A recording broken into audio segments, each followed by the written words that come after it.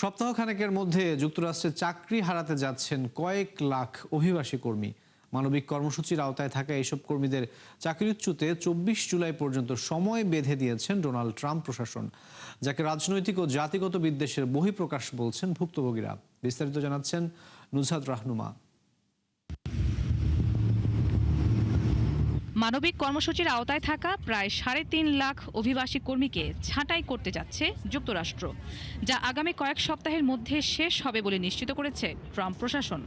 গেল শুক্রবার সুপ্রিম কোর্টের রায়ের পর নিয়োগকর্তাদের এমন নির্দেশনা দেয় মার্কিন অভিবাসন সংস্থা, যাকে সম্পূর্ণ রাজনৈতিক ও জাতিগত বিদ্বেষের বহিঃপ্রকাশ বলে ক্ষোভ প্রকাশ করেছেন ভুক্তভোগীরা। মূলত প্রাকৃতিক দুর্যোগ কিংবা গৃহযুদ্ধের মতো সংকটময় পরিস্থিতিতে জর্জরিত দেশের নাগরিকদের টেম্পোরারি প্রোটেক্টেড স্ট্যাটাস টিপিএস এর আওতায় নিরাপত্তা ও আশ্রয় দেয় যুক্তরাষ্ট্র, যার আওতায় ক্যারিবীয় দেশ হাইতির প্রায় ৩,৩০,০০০ মানুষ যুক্তরাষ্ট্রে বাস করেন, যাদের চাকরির মেয়াদ শেষ হচ্ছে ২৪ জুলাই।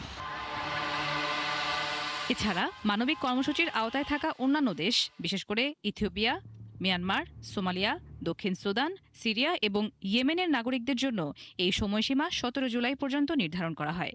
যদিও আনুষ্ঠানিক বিজ্ঞপ্তি পৌঁছানোর আগেই চাকরি হারান বেশ কিছু কর্মী। ১৯৯০ সাল থেকে যুক্তরাষ্ট্রে চালু হওয়া মানবিক কর্মসূচিটি বন্ধে বহুদিন ধরে চেষ্টা করছে ট্রাম্প প্রশাসন।